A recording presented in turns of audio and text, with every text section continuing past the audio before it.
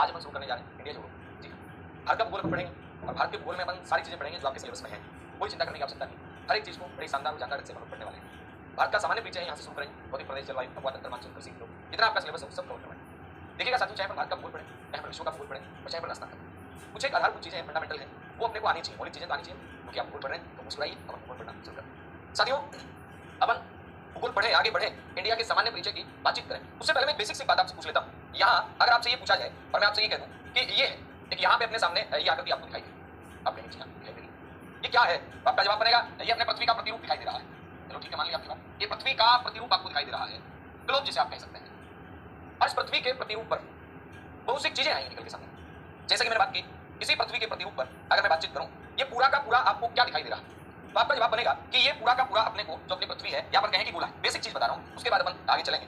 ये पूरी की पूरी क्या है? तो आप कहेंगे ये भू है, और ये पूरी की पूरी भू है। ये कैसी आकृति में आपको दिखाई दे रही है? ये गोल आकृति में दिखाई दे रही है। लेकिन पृथ्वी का आकार गोल नहीं होता है, पृथ्वी का आकार होता है भू आप। कैसा होता है? यानी अपन यूं कहें कि पृथ्वी का जो आकार है ये है भू आप, जियोड टाइप है। ये अपन एक बेसिक सी बात कर रहे हैं एक बार कि ये है गोला, क्या है? गोला। ये है भू, और इस भू के अगर अपने पास यहाँ पे एक और ले लेते हैं अपन, और इस भू के मध्य से अगर अपन एक रेखा खींच देते हैं, इसके मध्य से अपन एक रेखा खींचते हैं, इस रेखा को क्या नाम दिया जाए? अपना उत्तर आएगा भू के मध्य से खींची है तो मध्य रेखा। अब आपके मन में ये भी प्रश्न हो रहा होगा कि मुझे क्या आप छोटी छोटी बातें बता रहे हो। ठीक हो सकता है कोई एक आधा विद्यार्थी ऐसा हो जो बिल्कुल ये चीजें जानता ही नहीं है, उसके लिए ये आगे मैंने खींच दिया, भू के मध्य से रेखा खींची, नाम लिख दिया मध्य रेखा। जब तक ये गोला था, कब तक? जब तक लाइन नहीं खींची। अब जैसे ही ये रेखा खींच दी वैसे ही गोले का आधा हिस्सा ये चला गया ऊपर की तरफ, गोलार्ध कहेंगे इसे, और गोले का आधा हिस्सा चला गया नीचे की तरफ, इसे भी क्या कहेंगे? गोलार्ध। ये वाला कौन सा गोलार्ध कहलाएगा? उत्तरी गोलार्ध कहलाएगा, और ये वाला दक्षिणी गोलार्ध कहलाएगा। अब इसी बात को अगर मैं थोड़ा सा अलग तरीके से आपसे पूछता हूं कि ये वही गोला है, लेकिन इस गोले को अपन ने क्या किया? इसी गोले में ये वाला जो काम किया है, लाइन खींची है, उस लाइन को थोड़ा लंबवत रूप से खींच देते हैं। कैसे खींच देते हैं? लंबवत, इस प्रकार से खींच देते हैं। क्या आप भी गोले के दो हिस्से बनेंगे? तो आपका जवाब है निश्चित रूप से बनेंगे। एक वाला हिस्सा गोले का बन गया इधर, और एक वाला बन गया उधर। देखा, इधर वाला जो हिस्सा है इसे क्या नाम दिया जाएगा? पूर्वी दिशा है, इसे पूर्वी गोलार्ध कहेंगे, और इस वाले हिस्से को क्या कहेंगे? पश्चिमी गोलार्ध कहेंगे। ठीक बात, ये गोले का हिस्सा।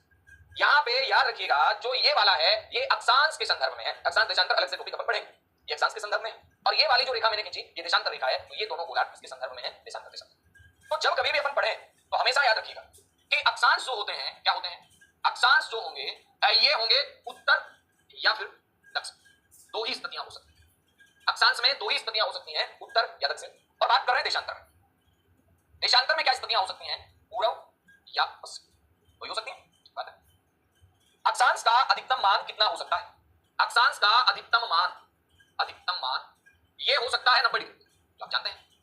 और देशांतर का अधिकतम जो मान है ये कितना हो सकता है? देशांतर का अधिकतम मान हो सकता है 180 डिग्री। अक्षांश का अधिकतम मान 90, देशांतर का अधिकतम, इससे ज्यादा अक्षांश नहीं हो सकता। जैसे मान लेते हैं एक प्रश्न आ गया कि निम्नलिखित में से सही स्थिति का चयन करना है, और वहां पर एक ऑप्शन है 95 डिग्री उत्तरी अक्षांश नहीं होगा, अधिकतम मान 90। अक्षांश हमेशा क्या हो सकता है? या तो n हो सकता है या फिर s हो सकता है, नोट जैसा। और देशांतर हमेशा या तो पूर्व हो सकता है या फिर पश्चिम हो सकता है। ये दोस्तों गोलार्ध देख लीजिए अपन, लेकिन मान लेते हैं मैं आपसे ये पूछ लेता हूं कि अपने पास ये पूरा का पूरा ग्लोब आ गया इस प्रकार से, ये अपने पास क्या आ गया? ग्लोब आ गया जी। इस ग्लोब में अपने क्या करते हैं? अपन ने एक रेखा इधर से खींच दी, खींची कि नहीं खींची? खींची, बिल्कुल खींची। इसके बाद में अपन ने एक रेखा इधर से खींच दी, बिल्कुल खींच दी। ध्यान देना साथी, यहां से काम का प्रश्न कर रहा है क्या? ये 0 डिग्री है, कितनी डिग्री है? 0 डिग्री है। ये भी कितनी डिग्री है? 0 डिग्री है। ये भी 0 डिग्री, ये भी 0 डिग्री। इस 0 डिग्री के इधर वाला पार्ट अलग है, इसके इधर वाला अलग है, इस 0 डिग्री के इधर अलग है, इसके इधर अलग है। सही है? 0 डिग्री से ऊपर जो भी भाग है ये वाला भाग क्या है? उत्तर है। क्या है? उत्तर। तो अपन कह सकते हैं उत्तर है, तो ये कौन सा गोलार्ध है? ये उत्तरी गोलार्ध है। 0 डिग्री के इधर हो चाहे है तो उत्तर में ना, तो कौन सा गोलार्ध है? ये भी कौन सा गोलार्ध है? उत्तरी गोलार्ध। इसके नीचे इधर वाला है दक्षिणी गोलार्ध, कौन सा गोलार्ध है? दक्षिणी गोलार्ध। और ये वाला भी दक्षिणी गोलार्ध। इसी बात को मैं और वेरीफाई करूं अलग ढंग से, ये 0 डिग्री, इस 0 डिग्री के इधर जो भी भाग होगा इसके, ये कौन सा गोलार्ध कहलाएगा? पूर्वी गोलार्ध। इस 0 डिग्री के इधर जितना भी भाग होगा ये कौन सा गोलार्ध कहलाएगा? पूर्वी गोलार्ध। इसके इधर भाग होगा ये सारा कौन सा गोलार्ध कहलाएगा? पश्चिमी गोलार्ध। इधर भाग होगा ये क्या कहलाएगा? ओके। अब इस पूरे ग्लोब पर, इस पूरी पृथ्वी पर मैंने क्या किया? आपसे ये पूछा, अब तो मुझे ये बता दो कि इस वाले पार्ट में कोई भी एक्स वाई जेड स्थान आ जाता है तो वो कौन से गोलार्ध में होगा? जैसे कि उदाहरण के तौर पर अपन क्या करते हैं? अपन यहां इस प्रकार से ऐसे करके एक महाद्वीप बना लिया। अपन क्या कर लिया? ऐसे करके एक महाद्वीप है, इसका निर्माण कर लिया।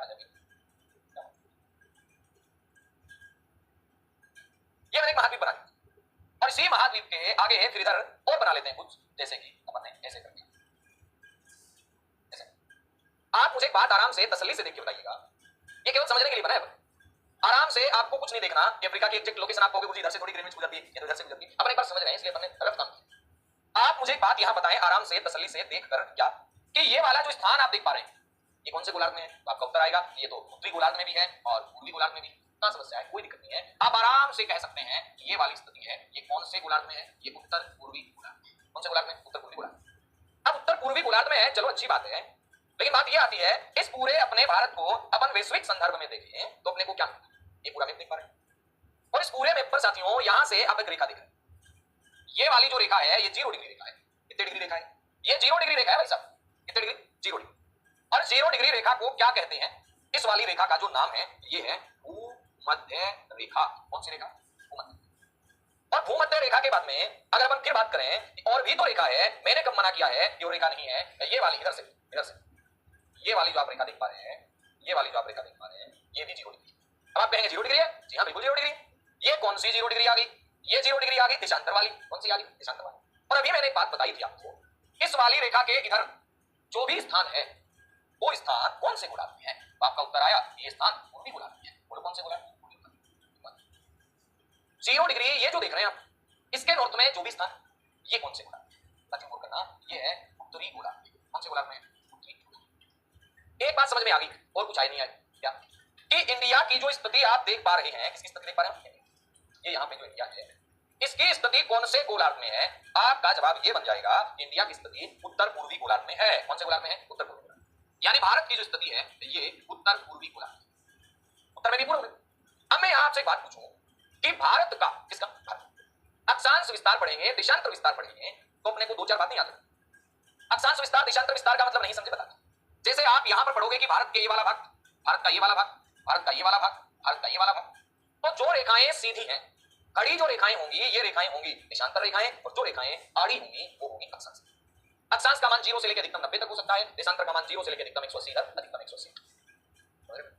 तो ये भारत का अक्षांश है, ये हमेशा कौन सा होगा? भारत का प्रत्येक अक्षांश हमेशा उत्तरी होगा। क्यों? क्योंकि भारत उत्तरी होगा, क्योंकि भारत उत्तरी होगा।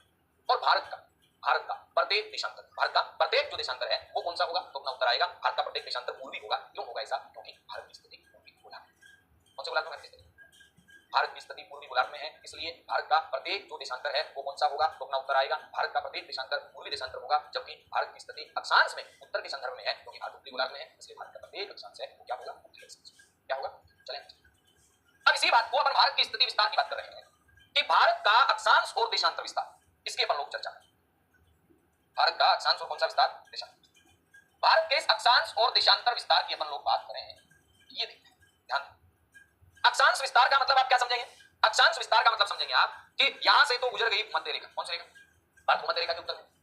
उसके बाद यहां से क्या है, कितने डिग्री, यहां से लेकर यहां तक भारत का अक्षांश विस्तार है ये कितना है? यहां से लेकर यहां तक भारत का अक्षांश विस्तार है वो कितना है आपको बता। बात करेंगे अक्षांश के बाद में देशांतर की। देशांतर बाद में पहले अक्षांश को कंप्लीट कर लेते हैं, देख लेते हैं। ये 0 डिग्री है, ये कितने डिग्री है? 0 डिग्री। और 0 डिग्री के बाद में 1 डिग्री, 2 डिग्री, 3 डिग्री, 5 डिग्री, अधिकतम 90 तक पहुंचे। 0 से 1 पहुंचे। जैसे आप क्लास कितने भी बजे देख रहे हैं, जैसे आप क्लास देख रहे हैं जैसे 2 बजे देख रहे हैं, 2 बजे देख रहे हैं, हो सकता है कि इस टाइम 2:13 हो रहे हैं। 2 बजे नहीं देखोगे इसका मतलब थोड़ी 3 बजे देखोगे, 3 बजे नहीं देखोगे इसका मतलब 4 बजे देखोगे। घंटे से छोटी भी तो यूनिट होती है, मिनट होता है, मिनट से 4 सेकंड होता है। वैसे ही डिग्री से छोटी यूनिट को बोल में मिनट है। क्या कहते हैं? डिग्री के लिए ये लिखा जाता है, मिनट के लिए ये, और सेकंड के लिए ये 3 सिंबल है। डिग्री का ये मिनट का। अब बात ये है 8 डिग्री। कितने डिग्री? मैंने कहा इधर से एक रेखा गुजरी और इस रेखा का नाम था कितने डिग्री? 8 डिग्री। कौन सा अक्षांश था? उत्तरी अक्षांश। कौन सा अक्षांश था? 8 डिग्री उत्तरी अक्षांश था। लेकिन बात यहां कर रहे हैं, ये 8 डिग्री के बाद में 9 डिग्री आई तो 8 degree 1 minute, 8 degree 2 minute, 8 degree 3 minute, 8 degree 4 minute, और ये वाला जो पार्ट आ गया तो ये वाला जो पार्ट है ये हो गया 8 कितने डिग्री? 8 तो डिग्री और 4 मिनट। 8 तो डिग्री, ये डिग्री है, 8 डिग्री 4 मिनट। अब आप बताइएगा यहां पे उत्तर लिखूं या दक्षिण लिखूं? जी हां, यहां उत्तर ही लिखना है। 8 डिग्री 4 मिनट उत्तरी अक्षांश से भारत का अक्षांश विस्तार, विराट के बाद में 9 10 11 12 13 14 बढ़ते बढ़ते और यहां तक पहुंचते पहुंचते भारत का जो अक्षांश विस्तार है ये हो गया 37 डिग्री। कितने डिग्री? 37 डिग्री और 6 मिनट। कौन सा अक्षांश? उत्तरी अक्षांश। 8 डिग्री 4 मिनट उत्तरी अक्षांश से 37 डिग्री 6 मिनट उत्तरी अक्षांश से भारत का अक्षांश विस्तार। इसी प्रकार बात करते हैं भारत के देशांतर विस्तार। ये रहा भारत का देशांतर विस्तार। अगर अपन देशांतर विस्तार की बात कर रहे हैं तो सुन लेना, 0 डिग्री से तो भारत इधर है, इधर होने का मतलब क्या है, इधर होने का मतलब ये आ गया पक्का कि भारत पूर्वी गोलार्ध में है। पूर्वी गोलार्ध का मतलब पक्का ये समझ गए आप कि भारत की स्थिति पूर्वी गोलार्ध में है, तो भारत का देशांतर पूर्वी देशांतर होगा। अब पूर्वी जो देशांतर हो कितना, 68 डिग्री, 68 डिग्री 7 मिनट पूर्व से, पूर्वी गोलार्ध में दिशा भारत की पश्चिम है लेकिन गोलार्ध पश्चिम नहीं है। 68 डिग्री 7 मिनट पूर्वी देशांतर से 97 डिग्री 25 मिनट पूर्वी देशांतर, ये क्या है, ये भारत का कौन सा विस्तार है, ये भारत का देशांतर। सीधा प्रश्न आ जाए और उस प्रश्न को अपन यहाँ हल करने की कोशिश करें। प्रश्न क्या है कि भारत का अक्षांश विस्तार बताइए। तो भैया आप भारत का अक्षांश विस्तार कितना बताएंगे, बोलिए जरा। भारत का जो अक्षांश विस्तार है वो आप कहेंगे कितना है, 8 डिग्री 4 मिनट से, 8 डिग्री 4 मिनट उत्तरी अक्षांश से, 8 डिग्री 4 मिनट उत्तरी अक्षांश से बोलो कहां तक है, 37 डिग्री 6 मिनट उत्तरी अक्षांश तक है। ये क्या है, ये भारत का अक्षांश विस्तार है। अक्षांश विस्तार अगर आपसे ये पूछा जाए कि अक्षांश जो विस्तार है ये कितने डिग्री में है, नया प्रश्न है, करना प्रश्न आ जाए कि भारत कितने डिग्री, भारत कितने डिग्री अक्षांश में फैला हुआ है, भारत कितने डिग्री अक्षांश में फैला हुआ है, तो आपका उत्तर बनेगा भारत कितने डिग्री अक्षांश में फैला हुआ है। तो साथियों यहां आपको ध्यान देना है कि 37 डिग्री 6 मिनट में से 8 डिग्री 4 मिनट घटा देना, क्या कर देना, 37 डिग्री 6 मिनट में से, ये मैंने कहा 37 डिग्री है और ये 6 मिनट है, इसमें से माइनस कर देना है 8 डिग्री और 4 मिनट। 6 में से 4 गए 2 बच गए, 37 में से 8 गए 29 बच गए। तो भारत का अक्षांश विस्तार है ये कितना हो गया, 29 डिग्री और 2 कितने डिग्री, कितने मिनट, 29 डिग्री। ये तो भारत का अक्षांश विस्तार है। बात करते हैं भारत के देशांतर विस्तार की। कौन से विस्तार की, भारत का देशांतर जो विस्तार है वो कहां से लेके कहां। साथियों गौर करना, देशांतर विस्तार की बात आ रही है। भारत का देशांतर जो विस्तार है ये विस्तार 68 डिग्री, अभी बढ़ गया है, 68 डिग्री 7 मिनट पूर्वी देशांतर से, 68 डिग्री 7 मिनट पूर्वी देशांतर से कहां तक है, पूर्वी देशांतर से 97 डिग्री 25 मिनट पूर्वी देशांतर है। ये है भारत का कौन सा विस्तार, तो अपना उत्तर आएगा ये है भारत का देशांतर विस्तार। कौन सा विस्तार, देशांतर। 68 डिग्री 7 मिनट पूर्वी देशांतर से 97 डिग्री 25 मिनट देशांतर। अब आता है कि देशांतर विस्तार है तो भारत कितने डिग्री देशांतर में विस्तृत है, यानी ये जैसे अपन ने यहां पढ़ा है कि भारत कितने डिग्री अक्षांश में फैला हुआ है, उसी प्रकार यहां आपसे प्रश्न आ सकता है क्या कि भारत का विस्तार कितने डिग्री देशांतर में है, भारत का विस्तार कितने डिग्री देशांतर में है। तो आपका उत्तर क्या आएगा, भारत का विस्तार कितने डिग्री देशांतर में, वही बात माइनस कर लो, कितने डिग्री देशांतर में। आप क्या करेंगे, आप 97 डिग्री 25 मिनट से माइनस कर लेंगे 68 डिग्री और 7 मिनट। 25 में से 7 कितने बचते हैं, तो अपना उत्तर आएगा 25 में से जब 7 जाते हैं तो 18 बच जाते हैं और इधर 97 में से 68 चले जाते हैं तो 29 बच जाते हैं। ये क्या हो गया, ये हो गया 29 डिग्री 18 मिनट, क्या हो गया 29 डिग्री। लेकिन भैया प्रश्न तो और बन रहा है, और प्रश्न क्या बन रहा है वो समझिए। प्रश्न ये बन रहा है कि क्या भारत का अक्षांश विस्तार ज्यादा है या भारत का देशांतर विस्तार ज्यादा है। तो अपना उत्तर क्या बनेगा कि भारत का, ध्यान देना मैं बात पर क्या कर रहा हूं, भारत का अक्षांश विस्तार, अक्षांशीय विस्तार मान लो, अक्षांशीय विस्तार देशांतरीय विस्तार से, देशांतरीय विस्तार से, भारत का अक्षांश विस्तार देशांतरीय विस्तार से क्या है, अधिक अधिक कम है। अक्षांश में कितना बढ़ गया है, भारत कितने डिग्री अक्षांश में फैला हुआ है, 29 डिग्री 2 मिनट है, जबकि भारत का देशांतरीय विस्तार कितना है, भारत का अक्षांशीय विस्तार से, भारत का अक्षांशीय विस्तार देशांतरीय विस्तार से क्या है, कम है, क्या है, कम है। अब ये कम तो है, जल्दी बात, इससे क्या प्रभाव पड़ेगा वो आगे आएगी, और वही कम की बात है, क्या कम है की बात है, लेकिन कम होने से क्या हुआ, क्या फर्क पड़ा, फर्क जो है ना अभी आगे देखिए, ठीक। अब साथियों अपन बात करें कि ये अपन ने देख लिया, ठीक बात है, देख लिया तो इसी बात को अपन क्या करते हैं थोड़ा सा एक बार देख, ये अपना इंडिया, ठीक बात है, अपने भारत की उत्तर से दक्षिण, ठीक बात है, ठीक है, ठीक ठीक ठीक, और पश्चिम से पूर्व लंबाई चौड़ाई क्या है, उत्तर से दक्षिण कितनी है, पश्चिम से पूर्व कितनी है। ये वाला जो बिंदु है इसे क्या कहेंगे, इसे कहेंगे उत्तरी बिंदु, ये बिंदु क्या है, दक्षिणी बिंदु, ये वाला बिंदु क्या कहलाएगा, पूर्वी बिंदु, और ये वाला बिंदु क्या कहलाएगा, पश्चिमी बिंदु। उत्तर से दक्षिण ये क्या है, ये है 3214 किलोमीटर, भारत की उत्तर से दक्षिण लंबाई कितनी है, 3214। और आपसे ये पूछ ले कि भारत की पूर्व से पश्चिम कितनी है, 2933 किलोमीटर है। ये दोनों ही चीजें याद कर लेना, एग्जाम पॉइंट ऑफ से 3214 किलोमीटर है उत्तर से दक्षिण, 2933 किलोमीटर है पश्चिम से पूर्व।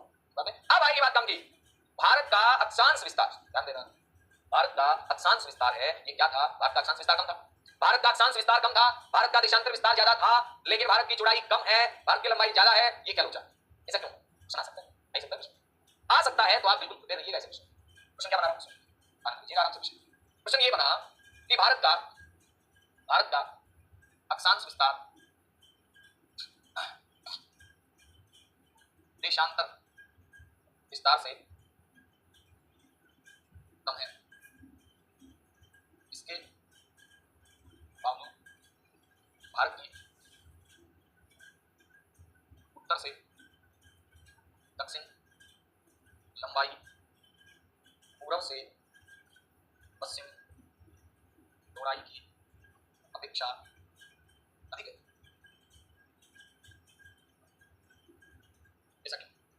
ऐसा क्यों हुआ, ऐसा क्यों भाई, भारत का अक्षांश विस्तार है ये कितना है भारत का अक्षांश विस्तार है ये कितना है बोलिएगा जरा। अक्षांश विस्तार, भारत का अक्षांश विस्तार अभी बढ़ के आए 29 डिग्री और 2 मिनट है। जबकि बात करें भारत का देशांतर विस्तार है ये कितना है, तो आपका जवाब आएगा भारत का देशांतर विस्तार तो 29 डिग्री और 18 मिनट है।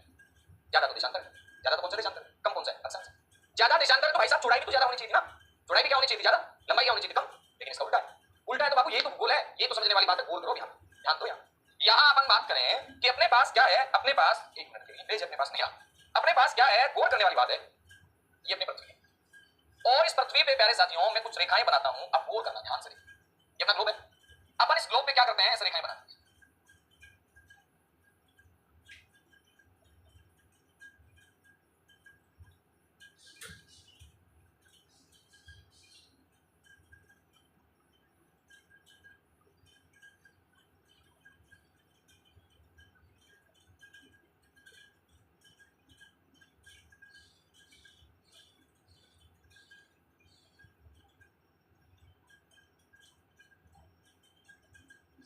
ऐसे ठीक है,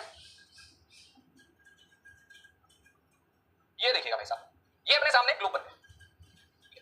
इस ग्लोब में आप देख पा रहे होंगे, नहीं देख पा रहे तो देख लो, ये जैसे देशांतर रेखा XYZ कोई भी, ये देशांतर रेखा, इसके बीच में यहां पे दूरी है ज्यादा है, यहां पे गए तो इन दोनों के बीच में दूरी कम होगी, यहां गए और कम होगी, यहां गए और कम होगी, यहां गए और कम होगी, यहां गए और कम होगी। ठीक है, मैं जो बात कर रहा हूं उसी को एक बार गौर करना, फिर अपने आप उत्तर देना। क्या बात कर रहा हूं, दो देशांतरों के बीच मध्य रेखा से ध्रुवों की तरफ जाने पर दूरी कम। एक नंबर बात, दो देशांतरों के बीच मध्य रेखा से ध्रुवों की तरफ जाने पर दूरी कम होती है। नंबर दो बात, दो अक्षांशों के बीच दूरी समान रहती है। दो अक्षांशों के बीच दूरी क्या रहती है, समान रहती है। ठीक बात, जैसे देख लो यहां भी इतनी दूरी है, यहां भी इतनी है, यहां भी इतनी है, यहां भी इतनी, बराबर। अब बराबर है तो भाई साहब मेरी बात सुनना, कोई भी दो अक्षांश ले लो, ए नंबर या कोई स्थान मान लो, इसका विस्तार ये, इसका विस्तार क्या है, ये वाला विस्तार कितने डिग्री में, 3 डिग्री अक्षांश में, यहां से लेके यहां तक। अब तीन देशांतर रेखा ले लो आप, यहां 3 देशांतर भी ले लो, 4 ले लो ना, 3 क्यों ले लो, 5 ले लो। 3 अक्षांश के बराबर भी 5 देशांतर के बीच दूरी नहीं है। कब, जब ये भूमध्य रेखा से ऊपर जा रहा है, जब ये भूमध्य रेखा से ऊपर जा रहा है। यहां 3 अक्षांश के बीच जितनी दूरी है उतनी दूरी यहां 5 देशांतर के बीच भी नहीं है। तो देशांतर विस्तार तो ज्यादा है लेकिन अक्षांश विस्तार ज्यादा नहीं, अक्षांश विस्तार ज्यादा नहीं। ऐसा भाई अक्षांश रेखाएं है ये कम है तो डिग्री भी कम है, देशांतर रेखाएं ज्यादा है, डिग्री में विस्तार ज्यादा है। डिग्री में ज्यादा होने से कोई लेना देना नहीं है। हकीकत में अगर देखेंगे तो यहां पर दूरी दो देशांतरों के बीच कम हो रही है, तो 5 डिग्री देशांतर होने के बावजूद भी यहां पर दूरी कम है, जबकि यहां 3 डिग्री अक्षांश होने के बावजूद भी दूरी ज्यादा है। इसीलिए भारत का देशांतर विस्तार है वो ज्यादा है, लेकिन भारत की चौड़ाई कम है। इसका कारण यही है कि दो देशांतरों के बीच मध्य रेखा से ध्रुवों की तरफ जाने पर दूरी कम हो जाती है। इसके लिए तो यहां स्टेटमेंट बनेगा, क्या बनेगा कि भारत का अक्षांश विस्तार कम है, देशांतर विस्तार ज्यादा है, लेकिन इसके बावजूद भी भारत की उत्तर से दक्षिण लंबाई ज्यादा है और पूर्व से पश्चिम चौड़ाई कम है। कारण क्या है, कारण ये दो देशांतरों के बीच मध्य रेखा से ध्रुवों की ओर जाने पर दूरी कम होती है, जबकि देशांतरों के बीच दो अक्षांशों के बीच दूरी समान रहती है। इसलिए अधिक देशांतरीय विस्तार होने के बावजूद भी क्या नहीं किया गया, अधिक देशांतरीय विस्तार होने के बावजूद भी क्या नहीं किया गया, दूरी नहीं बढ़ पाई। ओके, अक्षांश विस्तार, देशांतर विस्तार। अब अक्षांश विस्तार और देशांतर विस्तार वापस देख आते हैं इसी वाले बिंदु पे। तो भारत की उत्तर से दक्षिण लंबाई कितनी, तो आपका उत्तर आएगा भारत की उत्तर से दक्षिण जो लंबाई है वो 3214 है और पूर्व से पश्चिम चौड़ाई है 2933। ठीक बात है।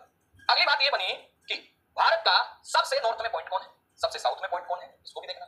ये अपन बात करते हैं ऐसे ऐसे करते हैं, इसके बाद में बात करते हैं ऐसे ऐसे। अब ध्यान देना, भारत का सबसे उत्तरी बिंदु यहाँ पे, सबसे दक्षिणी यहाँ पे, सबसे पूर्वी यहाँ पे और सबसे पश्चिमी यहाँ पे। सबसे पूर्व ही पूर्व में यहाँ एक स्टेट आता है, कौन सा स्टेट, अरुणाचल प्रदेश। कौन सा स्टेट आता है, अरुणाचल प्रदेश। सबसे पश्चिम ही पश्चिम में यहाँ आता है गुजरात। कौन सा आता है, गुजरात। सबसे नॉर्थ में उत्तर में कौन आता है, लद्दाख आता है, लद्दाख। सबसे दक्षिण में यहाँ पर आता है तमिलनाडु, लद्दाख, तमिलनाडु, अरुणाचल, गुजरात। पहले जम्मू था, जम्मू नहीं है। अब इस लद्दाख में यहाँ कौन सा बिंदु है जो भारत का सबसे उत्तरी बिंदु, इंदिरा पोल। कौन सा पोल है, इंदिरा पोल। सबसे दक्षिणी बिंदु यहाँ कौन सा है, तो अपना उत्तर आएगा कन्याकुमारी। कौन सा है, कन्या। सबसे पूर्व में कौन सा है, तो यहाँ आएगा वालांगू। ये नॉर्मल क्वेश्चन है भाई साहब, जो किवित्तु क्षेत्र में है। बात करें सबसे पश्चिम में कौन है, तो यहाँ आएगा सर क्रिक, गोहर माता क्षेत्र। साथ साथ नोट्स बनाते रहना, एक भी चीज छूटेंगे, एक भी चीज नहीं छूटेंगे, सारी चीजें कवर करेंगे। अब बात करते हैं, ये होगी 4 दिशाएं, 4 पॉइंट, सबसे उत्तरी बिंदु, सबसे दक्षिणी बिंदु, सबसे पूर्वी बिंदु, सबसे पश्चिमी बिंदु। अब मैं आपसे बात पूछ लेता हूं कि भारत का, जैसे कि आपने बताया कि भारत का सबसे पूर्वी बिंदु आप बता दें, भारत का सबसे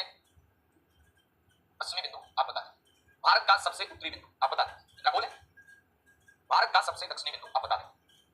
कन्याकुमारी। लेकिन भाई साहब प्रश्न ये आ जाए, क्या है भारत का दक्षिणतम बिंदु?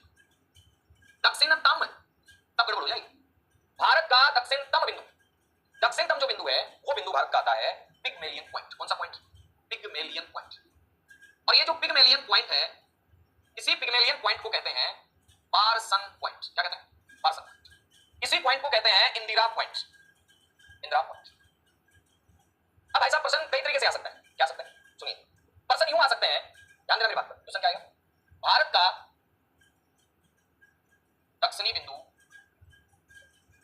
किस राज्य में है? और यहां पर मान लेते हैं कि चार ऑप्शन आ गए। नंबर ए पे दे रखा है तमिलनाडु, नंबर 2 पे दे रखा है आंध्र प्रदेश, नंबर 3 पे दे रखा है तमिलनाडु के बाद में केरल, नंबर 4 पे दे रखा है। आप यहां फटाक से उत्तर लगा देंगे तमिलनाडु। आपका दक्षिणी बिंदु किसका है? ये जो दक्षिणी बिंदु है ये भारत की मुख्य भूमिका है। पहली बात ये क्या है? भारत की मेन लैंड का है, भारत की मुख्य भूमिका। अगर अगर यहां ऑप्शन, अगर यहां पर विकल्प जो है, मेरे प्यारे साथियों गौर करना, एक बड़ा ही स्पेशल बात बताने जा रहा हूं आपको। अगर यहां पर विकल्प ये नहीं होते और इनकी जगह विकल्प क्या होते? इनकी जगह विकल्प होते अलग चार, और चार में भी मैं यहां पर बात करूं कौन सा विकल्प होता? कर्नाटक की जगह, इसकी जगह कर्नाटक की जगह अगर यहां पर अंडमान निकोबार होता, क्या होता? कर्नाटक की जगह अगर यहां पर अंडमान निकोबार होता। अब ऑप्शन तो तमिलनाडु भी है और ऑप्शन अंडमान निकोबार भी है, और इंदिरा पॉइंट अंडमान निकोबार में, तो आपका सही उत्तर ये होता तमिलनाडु।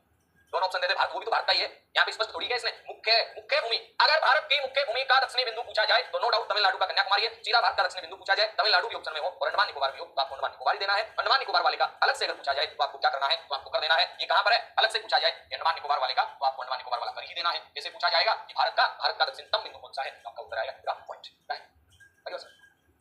इसके बाद जैसे आगे चले अपन स्थिति विस्तार के बाद में, कि अपना जो भारत है, इस अपने भारत की नामकरण की बात करते हैं। नामकरण की चर्चा होगी साथियों, ज्यादा लंबी चौड़ी कहानी नहीं। भारत को क्या क्या कहते हैं? भारत को कहा जाता है भारत, भारत को कहा जाता है इंडिया, और भारत को कहा जाता है क्या? हिंदुस्तान। हिंदुस्तान। इसने कहा, क्यों कहा, कब कहा? भारत नाम है ये पड़ा राजा भरत क्या था? राजा भरत के आधार, यानी राजा भरत के आधार पर नाम क्या पड़ गया भाई साहब? भारत पड़ गया। इंडिया नाम यूनानियों की देन है। किसकी देन है? यूनानियों द्वारा, यूनानियों द्वारा पकड़ते हैं। तो ऐसा क्या हुआ? उन्होंने सिंधु नदी को, कौन सी नदी को? सिंधु नदी को इंडस नदी कहा। सिंधु नदी को क्या कहा? इंडस नदी कहा, और इस एरिया को इंडिया कहते हैं। इसके बाद बात आती है कि हिंदुस्तान नाम कहां से आया? ये ईरानियों ने दिया, ईरानी लोग। जैसे जैसे इन्होंने सिंधु को इंडस नदी कहा, उसके आसपास के एरिया को इंडिया कहा, उसी प्रकार इन्होंने सिंधु को हिंदू कहा। हिंदू को क्या कहा? हिंदू कहा। ठीक है, ये तो पुराने नाम हो गए। अब बात आती है भारत के संवैधानिक नाम की। भारत इंडिया, भारत और इंडिया, ये दोनों ही नाम भारत के संविधान में है। अगर आपसे ये पूछा जाता है कि भारत के संविधान में इंडिया नाम है कि भारत नाम है, दोनों ही संविधान में दोनों ही नाम है। India that is Bharat, India that is Bharat. यानी भारत के संविधान में अगर नाम की बात आती है तो कौन सा नाम आएगा? अपना उत्तर आएगा इंडिया दैट इज भारत, इसे कहा जाता है। अब बात आती है भारत के और नाम क्या? जैसे कि प्राचीन समय में आर्यावर्त कहते थे, अजनाभ वर्ष कहते थे, आर्यावर्त, आर्यावर्त कहते थे, अजनाभ वर्ष कहते थे, अजनाभ वर्ष कहते थे। प्राचीन समय की बात करें तो जम्बू वर्ष भी कहते थे, नाभि वर्ष भी कहते थे, हिम वर्ष भी, जम्बू वर्ष भी कहते थे, नाभि वर्ष भी कहते थे, और हिम वर्ष भी कहते थे प्राचीन समय। ये सारे के सारे नाम कैसे? प्राचीन। आइए बस, ये प्राचीन नाम है, ये भारत का नाम किस आधार पे भारत पड़ा? इंडिया यूनानियों ने दिया, हिंदुस्तान ईरानियों ने दिया, अपने भारत का नाम हो गया इंडिया, भारत है, इंडिया को भारत कहते हैं। ऐसा भारत में लिखा गया है। साथियों आज के लिए इतना काफी, फिर मिलते हैं नई क्लास में, तब तक